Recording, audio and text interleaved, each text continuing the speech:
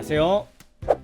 브라운 IT의 브라운입니다. 자, 오늘 알아볼 내용은 SUMIFS 함수인데요. SUMIFS 함수 같은 경우에는 조건과 일치하는 데이터의 합계를 구하는 그런 함수인데, SUMIF 함수가 원래는 그런 역할을 하고, IFS 함수, 즉 if가 두 가지 이상일 때 IFS 함수를 사용을 하는데, 보시는 것처럼 SUMIFS 함수도 마찬가지로 두 가지 이상의 조건을 만족하는 데이터의 합계를 구할 때 사용하는 그런 함수입니다. 그래서 오늘은 SUMIFS 함수를 정확하게 사용하는 방법에 대해서 한번 알아보도록 할 거고요. 예제 파일은 아래 동영상 설명에 링크 첨부되어 있습니다. 여러분들 꼭 예제 파일 다운로드 하셔가지고 강의 시청하시면서 혹은 강의 시청하신 뒤에 꼭 예제 파일 활용해서 실습해 보시는 것 추천드리고요. 자, 아직 구독, 좋아요 안 누르셨다면 여러분들 꼭 한 번씩 부탁드리면서 그럼 강의 바로 시작해 보겠습니다. 자, 먼저 SUMIFS 함수를 사용하기 전에 SUMIFS 함수의 구조를 먼저 확인을 해봐야겠죠. 자, 보시는 것처럼 SUMIFS 함수 구조 확인해 보겠습니다. 자, 오른쪽에 보시면 이렇게 예제 이미지 같이 확인해 보시면 되고요. 자, SUMIFS 함수 같은 경우에는 첫 번째로 더할 범위, 그 다음에 조건 범위, 그 다음에 조건 1, 그 다음에 조건 범위 2, 조건 2 이런 식으로 구성이 됩니다. 그래서 조건 범위 3, 조건 범위 4, 조건 3, 조건 4 이런 식으로 계속 확장이 가능한데, SUMIFS 함수는 아까 말씀드렸던 것처럼 IFS 함수의 한 개 이상의 조건을 만족하는 데이터의 값을 모두 합계, 즉 SUM 해주는 그런 함수입니다. 그래서 조건이 두 개 이상인 경우에는 앞선 조건과 모두 일치하는 경우에만 합계를 구해주고요. 자, 그래서 이거를 기본으로 확인을 해보면 더할 범위 같은 경우에는 SUM range라고 해서 숫자 데이터가 들어있는 범위입니다. 즉 어떤 특정 물품의 개수를 구한다라고 하면 이 개수에 해당하는 열이 더할 범위가 되는 거고요. 자, 보시게 되면 이 데이터에서 더할 범위는 이 매출액에 해당하는 네 번째 있는 열이겠죠. 자, 이게 더할 범위로 들어가게 되는 겁니다. 자, 그리고 조건 범위는 criteria range라고 해서 조건을 구할 범위입니다. 그래서 예를 들어서 서울에 해당하는 매출액을 구한다라고 하면, 자, 매출액은 SUM range로 들어가고 이 담당 지역에 해당하는 이 세 번째 열이 조건 범위로 들어가게 되는 거고요. 자, criteria는 조건으로 아까 앞에서 이 담당 지역에 해당하는 이 지역에서 예를 들어서 서울이라고 하면은 큰 따옴표를 입력을 하고 그 사이에 서울을 입력해 서울에 해당하는 담당 지역을 구하라, 이런 식으로 입력을 하게 되는 거죠. 자, 그래서 확인을 해보면 아까 말씀드렸던 것처럼 담당 지역이 서울인 이 매출액의 합계를 구한다라고 하면 이 서울에 해당하는 데이터들이 있을 거고, 서울에 해당하는 데이터와 일치하는 행의 매출액의 합계를 구하는 거기 때문에 여기 다섯 개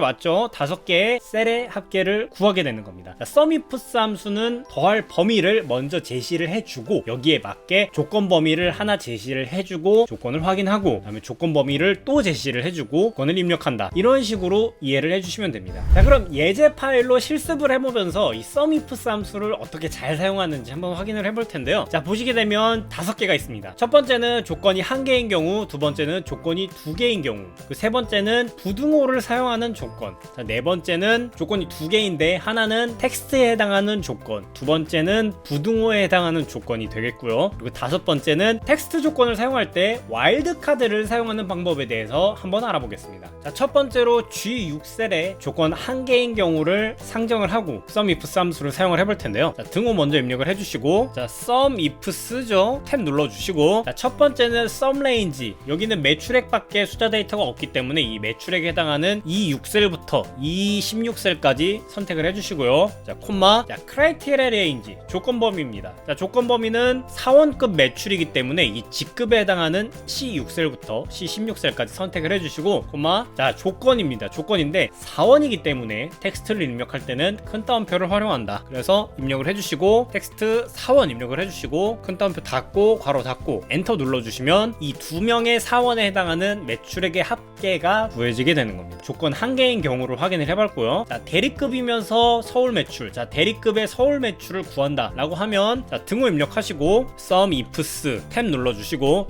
자, 썸레인지는 아까 매출액 그대로 선택을 해주시고요. 자, 콤마. 자, 직급 대리급이었죠. 콤마. 그 다음표 대리 입력을 해주시고 콤마. 자, 두 번째 조건 범위입니다. 두 번째 조건 범위 이번에는 지역이었으니까 D6셀부터 D16셀까지 선택을 해주시고 자, 콤마. 큰 따옴표 서울 입력을 해주시고 콤마. 큰 따옴표 그 다음에 괄호 닫고 엔터를 눌러주면 자 69가 나오는데 자 보시게 되면 여기 대리 직급이 있고요. 이 대리 직급과 또 서울에 해당하는 이 두 명의 매출액 합계가 구해져서 이 69가 나오는 걸 확인할 수 있습니다. 자, 그래서 아까 앞에서도 말씀을 드렸지만 조건이 2개 이상인 경우에는 이 조건에 해당하는 셀이 조건이 다 일치를 해야 되는 겁니다. 자, 예를 들어서 직급이 대리인 경우와 담당 지역이 서울인 경우라고 했을 때 직급이 대리가 아닌데 서울에 해당하는 데이터는 합계가 구해지지 않는 거고요. 만약에 여기서 대리 외에 과장의 합계까지 구하고 싶다라고 하시면은 더하기 하시고 이 앞에 부분 복사를 해서 붙여 넣으신 다음에 이 대리를 과장으로 고치시면은 대리급과 과장급의 서울 매출을 같이 구할 수 있는 겁니다. 자, 이런 식으로 활용을 하시면 되고요. 자, 그럼 세 번째로 G12셀의 부등호 조건을 사용을 해볼 텐데 자, 등호 입력하시고 자, sum ifs 입력을 해주시고 자, 썸레인지 똑같이 매출액 그리고 콤마 입력하시고 여기는 4천만 원 이상인 매출의 합계를 구해야 되기 때문에 크라이테리아 레인지도 똑같이 매출액을 선택해 줍니다. 자, 그리고 콤마 입력하시고 자, 부등호 조건도 sum ifs 함수를 활용을 할 때는 똑같이 큰 따옴표에 입력을 해주셔야 되는데요. 큰 따옴표 입력을 하시고 자, 이상이니까 자, 조건식 이렇게 입력을 해야 이 뒤에 따라오는 숫자보다 큰 이상이 되겠죠. 이런 식으로 입력이 되는데 자, 40 입력을 해주시고 큰 따옴표 바로 닫고 엔터를 눌러주시면은 4천만 원 이상인 매출 자, 확인해 볼까요? 매출액 선택을 해주시고 자, 조건부 서식 자, 셀 강조 규칙에서 보다 큼으로 하겠습니다. 그래서 39로 입력을 해줄까요? 39로 입력을 해주면은 여기 47, 40, 40, 45가 되어 있는데 자, 이거 모두 선택해보면은 172 나오는 걸 확인을 할 수 있고요. 자, 확인을 해볼까요? 자, sum, K, 콤마 이렇게 괄호 닫고 엔터 눌러보면 똑같이 172가 나오는 걸 확인할 수 있습니다. 자, 그리고 대리급이면서 부산 매출 중 40만 원 이상인 것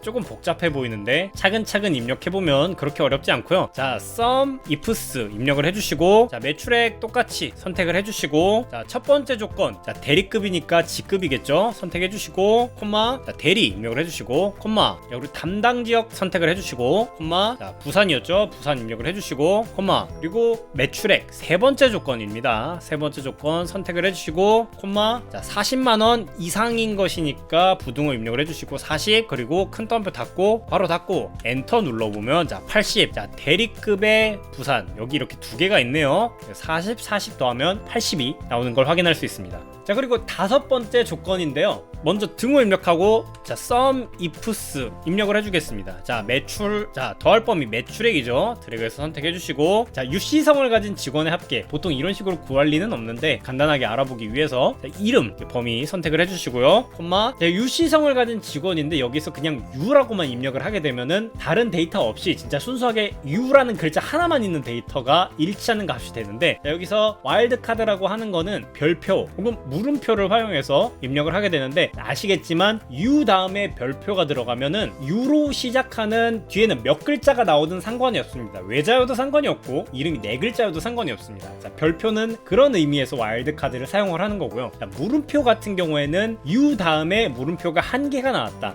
예를 들어 가지고 뭐 유정이다 라고 하면은 이 유정같이 뒤에 한 글자만 들어갈 때 물음표를 사용합니다. 그래서 이름이 세 글자다라고 하면 물음표를 두 개를 써줘야 되고 이름이 네 글자다라고 하면은 물음표를 네 개를 써야 되는데 자, 직원의 이름이 정확하게 세 글자로만 떨어진다는 법은 없을 겁니다. 자, 그래서 U 다음에 이런 식으로 별표를 입력을 해주셔야 UC성을 가진 직원의 조건식이 나오는 거고요. 이 상태에서 엔터를 눌러보면은 자, UC성을 가진 사람이 하나 둘 셋 세 명이나 있네요. 그래서 이렇게 하나 둘 셋 합계를 구하면 101이 나오게 되는 겁니다. 자, 그러면 지금까지 sum ifs 함수를 제대로 활용하는 방법에 대해서 알아봤는데요. 자, sum ifs 함수가 sum if 함수와 다르게 두 가지 이상의 조건을 구할 때 사용하는 함수다 보니까 이거를 그냥 단순하게 텍스트만 생각하는 경우가 있는데 텍스트 외에도 부등호를 이용해서 숫자 데이터를 필터링하는 방식으로 혹은 와일드카드를 이용해서 텍스트 데이터를 좀 더 유연하게 필터링하는 방법으로 활용할 수 있다. 이렇게 이해를 해주시면 여러분들 sum ifs 함수 더욱 고수처럼 업그레이드해서 해서 사용하실 수 있을 겁니다. 자, 그럼 오늘 강의 도움 많이 되셨다면 구독, 좋아요 꼭 부탁드리고요. 여러분들 오늘도 강의 들으시느라 정말 수고 많으셨습니다. 감사합니다.